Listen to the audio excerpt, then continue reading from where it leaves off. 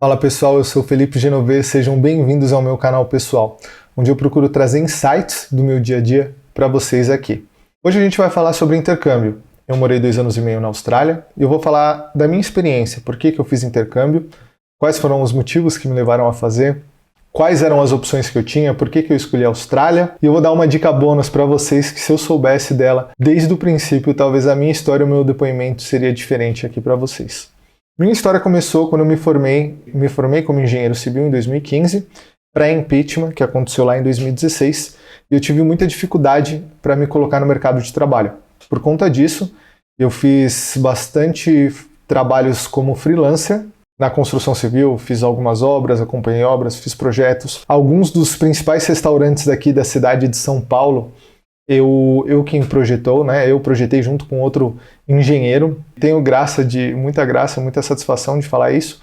Porém, a grana não era boa, porque eu era freelancer e estava precisando de grana, então eu jogava o preço lá embaixo. Não tinha maturidade para lidar com orçamento e preços e etc. E então eu tentei aplicar para algumas vagas para trabalhar junto com algumas empresas como engenheiro civil. E eu não consegui, porque os meus concorrentes ou tinham feito intercâmbio, falavam inglês muito melhor que eu, o que não precisava de muito, né? Bastante naquela época. Então eu me via assim, muito sem opção. Eu achava que a única opção que eu tinha era fazer o freelancer. Então em 2017, minha mãe conseguiu vender o apartamento da minha falecida avó. Um apartamento muito simples, então ela fez questão de pegar a parte que cabia a ela e me emprestar para eu poder fazer um intercâmbio, para eu conseguir uma colocação melhor no mercado de trabalho. Não era muita grana, eu também não tinha muito pouca grana naquele momento, e eu falei, pô, vou fazer um intercâmbio, vou melhorar o meu inglês, vou voltar e vou conseguir aquele emprego que eu não estou conseguindo. Foi o que me levou a ter o desejo de fazer um intercâmbio. As opções que eu tinha, e que provavelmente você terá também, eu vou te dizer, são Austrália, Canadá, Nova Zelândia, Irlanda, África do Sul e Maldivas. Acredito que esses são os 6 principais destinos onde você pode ir fazer curso de inglês e trabalhar ao mesmo tempo. Nos Estados Unidos não existe uma lei ou um modelo onde você consegue estudar e trabalhar ao mesmo tempo legalmente. Você pode até fazer isso de maneira ilegal. Então esses destinos que eu falei para vocês, eles permitem que você vá como estudante e também trabalhe até 20 horas por semana ou 40 horas a cada 15 dias nesses países. Então pensando na questão legal, eu falei, pô, vou separar esses destinos. Fiz um filtro quais são os que mais se enquadram na minha vontade, né? Então era Canadá, Austrália e Irlanda. Resolvi praticar um outro filtro. Na Irlanda, qual que é o problema de lá? Chove muito e é uma cidade onde faz muito frio e dificilmente tem sol, mas não tem um clima de sol, praia, esse tipo de clima gostoso de primavera e verão que a gente gosta, principalmente quem é aqui do Brasil. Então falei, pô, a Austrália, que tem um clima de praia, que tem um clima de gostoso igual o nosso, tem uma vibe de surf, tem neve também em alguns pontos da Austrália, que eu não sabia, mas tem neve lá também, inclusive fiz atividades de snowboard lá, e foi muito legal, e acabou saindo como um bônus. E o Canadá, que é um lugar que, pô, se não dá para ir para os Estados Unidos, eu quero viver o sonho americano num lugar onde eu tenha maior facilidade, né? Então o Canadá tem um pouco ali da cultura norte-americana, porque tá na América do Norte, obviamente. Porém, o Canadá, eu comecei a fazer orçamento. O Canadá, os cursos que permitiam você a estudar e trabalhar ao mesmo tempo, eram apenas cursos de college. College seria o nosso tecnólogo aqui, algo semelhante ao tecnólogo. Algo entre um tecnólogo e um nível universitário, um bacharel, por exemplo. E por causa dessa questão do Canadá, o curso é muito caro. Então, para mim, estava saindo ali na época coisa de 50, 60 mil. Um ano, mais ou menos, de curso, não tinha essa grana. Nossa, eu tinha menos da metade dessa grana. E a Austrália se mostrou um lugar muito diferente, onde eu podia fazer um curso de inglês de 3 meses, gastando aí cerca de, vou chutar, $3.000, e o dólar australiano é mais barato do que o dólar americano. Naquela época estava 2,50. Então eu falei, pô, tá dentro do meu budget, do meu bolso, do meu orçamento, e vou para lá. Fui para a Austrália, estudei, lá você consegue estudar, trabalhar juntar um dinheirinho, renovar seu visto e continuar estudando. O problema é que quando você trabalha e estuda, você não vai ficar rico. Tem gente que fala assim, pô, vou fazer um intercâmbio para fazer dinheiro. Mas existe um modelo nesses países que quebram as pernas de quem pensa que vai fazer grana. Porque você chega lá, você precisa trabalhar e pagar a escola, trabalhar e pagar a escola. Pô, Fê, mas eu já paguei escola no começo, quando eu saí do Brasil, tudo bem, mas se você vai renovar seu visto, você vai gastar lá uma cacetada de grana para renovar seu visto e depois você vai continuar pagando aquele curso conforme o tempo vai passando. Você pode escolher pagar a cada 2 meses, a cada 3 meses, e aí aquele dinheiro que você juntou em 3 meses, às vezes você acaba devolvendo para a escola. Mas isso não é ruim, porque você vai ter uma qualidade de vida, você vai desenvolver o seu inglês, você vai ter oportunidade de conviver com pessoas de outras culturas, de outras nações. Nesse tempo, eu melhorei muito meu inglês.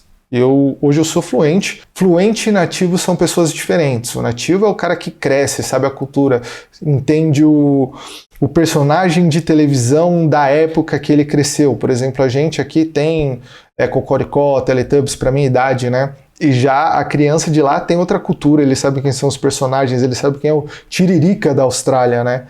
Então, o tipo de conversa é um pouco diferente. Mas eu consigo ter um diálogo perfeito com qualquer pessoa, seja de business, seja de história de vida, seja para dar risada ou fazer qualquer tipo de situação. Vez ou outra vai ter dificuldade, mas isso não quer dizer, não é um grande problema, porque você consegue contornar a situação e responder de uma outra maneira as perguntas. Isso foi uma experiência muito rica, muito boa. Então, se você tem desejo de aprender uma língua, se você tem curiosidade de morar fora do seu país, procure considerar essas opções onde você pode ir e trabalhar legalmente ao mesmo tempo. Como eu falei para vocês, é limitado a 20 horas por semana. Tem pessoas que trabalham mais que por 20 horas por semana? Tem. Mas não necessariamente vai ser legal.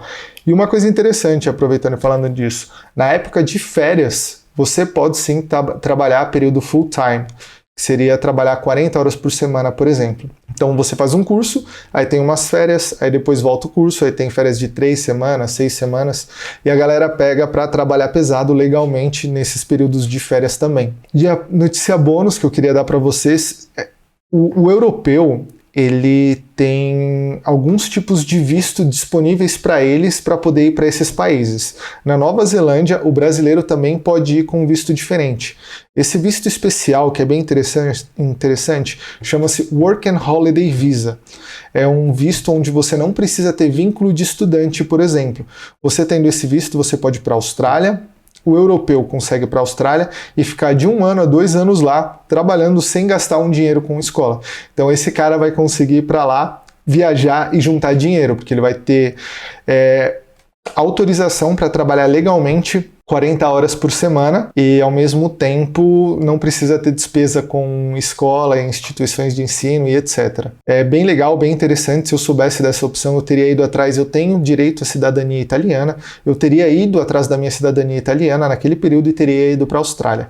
O grande problema é que, se eu não me engano, você só pode tirar esse visto até os seus 30 anos de idade. O governo autorizou até os seus 30 anos, você pode ir para a Austrália e ficar lá de 1 ano, aí eu acho que você não consegue ficar 2 anos. Mas para quem é mais novo, que nem na época que eu fui, eu tinha acabado de fazer 26 anos, se eu tivesse tirado a minha cidadania italiana, eu poderia ter ficado 26, 27 anos, 2 anos inteiros lá, sem pagar a escola, só fazendo grana. Isso não me prejudicou muito também, né, porque nesse meio do caminho eu consegui abrir minha empresa, eu mudei de vistos lá dentro, e hoje eu gero uma empresa de transporte, estou aqui no Brasil, mas a minha empresa está lá na Austrália, rodando. Por causa da quarentena não tão bem, mas está rodando. Lá dentro da Austrália você vai ter possibilidade sim de trocar de vistos, porém alguns processos são muito difíceis, alguns são muito caros, então existe uma questão de logística. Mas se você tem direito a alguma cidadania europeia, seja francesa, seja alemã, seja suíça, eu não tenho certeza da Suíça, mas a italiana sim, a espanhola também, você pode ir para lá, para a Austrália, com visto de Work and Holiday Visa. Na Nova Zelândia, eles aceitam brasileiros também. Então, o único problema da Nova Zelândia é que a vaga é muito limitada. Eu não sei dizer ao certo os números, mas seria coisa de 300 vagas por ano. Então, de todos os brasileiros que aplicam para o Work and Holiday Visa na Nova Zelândia, sei lá, se 1.000 pessoas se pediram, né, para ter esse direito, provavelmente nem todos, com certeza nem todos vão conseguir. E o Canadá também, o que é legal, para quem tem a cidadania europeia, eles também aceitam europeus. Eu sei que o francês pode ficar até 1 ano lá, até os 35 anos você pode ir para o Canadá, e o italiano parece que são 6 meses. Eu não sei falar das outras nacionalidades. Mas, por exemplo, se eu tiver na Austrália e resolver, acabou meu visto e quiser ir para o Canadá, pô, show de bola, dá para ir. Então, se você tem uma graninha ali separada e você tem direito ao reconhecimento da sua cidadania europeia, vai atrás disso, analise o Work and Holiday Visa, talvez seja uma melhor opção para você do que você ir lá e gastar dinheiro. Mas também, e outra, se você não fala inglês e você precisa de escola, também é bom, porque você ter o Work and Holiday Visa não impede que você se matricule em alguma instituição de ensino de inglês para que você também melhore o seu inglês. Você vai poder trabalhar legalmente até 40 horas por semana lá, fazer um curso de inglês também, seu visto não vai depender do curso de inglês, melhorar o seu inglês, aplicar no seu trabalho, fazer uma grana e depois voltar ou viajar ou morar na Europa e fazer alguma outra coisa. O que é legal da Austrália é o lifestyle, e o que é legal do Canadá, que eu não tive o prazer ainda de conhecer, também é o lifestyle, que é um pouco diferente, não é tão gostoso ou praiano quanto a Austrália, mas lá é interessante que a gente está bem perto daquele lifestyle americano, né? Carro mais barato, coisas mais baratas. Enfim, espero ter contribuído com vocês. Se vocês acharam interessante, tem alguém que quer fazer intercâmbio, mande esse vídeo para eles, compartilha, dá um like aqui, me ajuda a fazer com que esse canal cresça. Conheça também as outras redes, os outros canais no YouTube aqui que eu também tenho, que é o Elite Podcast, o Cenas do Elite, o Elite Conteúdo, ou então procura o Elite Podcast nas plataformas de streaming de podcast, que eu tenho certeza que vocês vão gostar muito do conteúdo que tem por lá. Tamo junto, valeu!